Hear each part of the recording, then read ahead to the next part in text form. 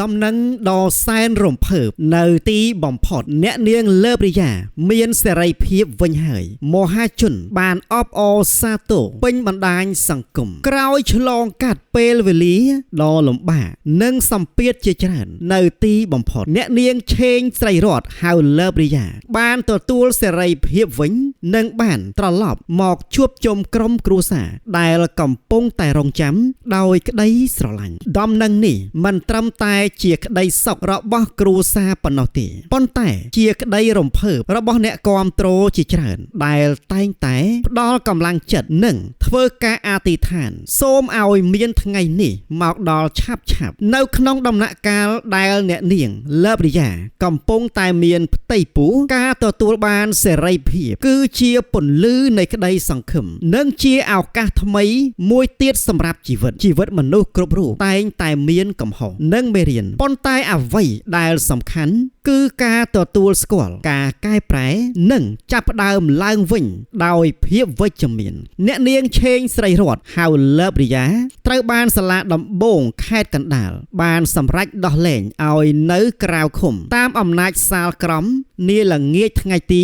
24ខែកុម្ភៈឆ្នាំ2026នេះបើតាមអ្នកនាំពាក្យសាលាដំបងខេត្តកណ្ដាលបានដឹងថាអ្នកនាងលើបរិយាត្រូវជាប់ទោស2ឆ្នាំតែអនុវត្ត6ខែ9ថ្ងៃប៉ុណ្ណោះសូមរំលឹកថាអ្នកនាងឆេងស្រីរតហៅលើបរិយាត្រូវបានចៅក្រមស៊ើបសួរនៃសាលាដំបងខេត្តកណ្ដាលបានសម្រេចឃុំខ្លួនដាក់ពន្ធនាគារជាបណ្ដោះអាសន្នកាលពីថ្ងៃទី15ខែសីហាឆ្នាំ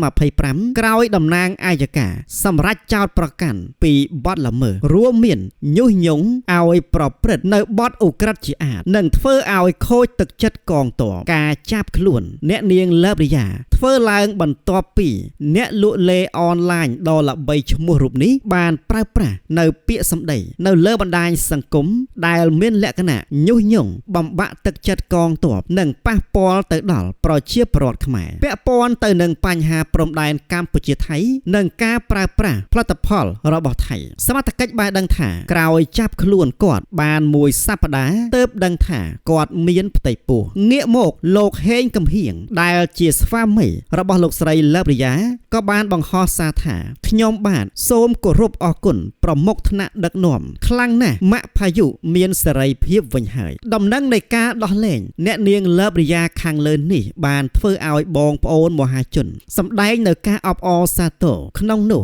លោកបណ្ឌិតពេជ្រស្រស់បានបង្ហោះសារថាអបអរសាទរអ្នកនាងលើបរិយាមានសេរីភាពវិញហើយសូមឲ្យនាងមានសុខភាពល្អទាំងម្ដាយទាំងកូននិងរស់នៅជួបជុំគ្រួសារវិញប្រកបដោយសុភមង្គលចំណែកឯអ្នកលក់អនឡាញម៉ាដាមដាក៏បានបង្ហោះសារនៅលើបណ្ដាញសង្គមថាសូមចូលរួមអបអរសាទរបងស្រីលើបរិយាដែលទទួលបានសេរីភាពនិងបានត្រឡប់មកជួបជុំគ្រួសារវិញសូមជូនពរបងស្រីឲ្យមានសុខភាពល្អ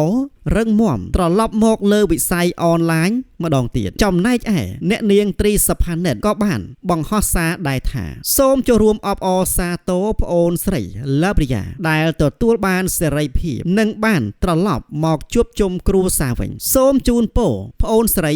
មានសុខភាពល្អរឹងមាំត្រឡប់មកលើវិស័យអនឡាញម្ដងទៀតនៅក្នុងឱកាសនេះយើងក៏សូមថ្លែងអំណរគុណយ៉ាងជ្រាលជ្រៅទៅដល់លោកបណ្ឌិតពេជ្រស្រស់ដែលបានខិតខំស្នើសុំដល់សម្ដេចគតិប្រិទ្ធបណ្ឌិតឲ្យជួយពិនិត្យនិងផ្ដល់ក្តីមេត្តាទឹកចិត្តមនុស្សធម៌ការយកចិត្តទុកដាក់និងការឈរជើងនិយាយដើម្បីអ្នកដទៃពិតជាគួរឲ្យគោរពនិងសរសើរការជួយលើកទឹកចិត្តស្ត្រីមានផ្ទៃពោះម្នាក់នៅក្នុងពេលដ៏លំបាកគឺជាការបង្ហាញអំពីភាពអាណិតអាសូរនិងស្មារតីមនុស្សធម៌ដ៏ខ្ពង់ខ្ពស់ជាទីបំផុតហើយក៏សូមអបអរសាទរទៅដល់អ្នកនាងលើបរិយាដែលទទួលបានសេរីភាពវិញសូមឲ្យអ្នកនាងមានសុខភាពល្អរឹងមាំទាំងម្ដាយទាំងកូន នៅក្នុងផ្ទៃសូមឲ្យគ្រួសាររបស់អ្នកនាងរស់នៅជាមួយគ្នាយ៉ាងកក់ក្ដៅនិងពោពេញទៅដោយសុភមង្គលសូមឲ្យជីវិតក្រោយនេះคล้ายទៅជាទំព័រជីវិត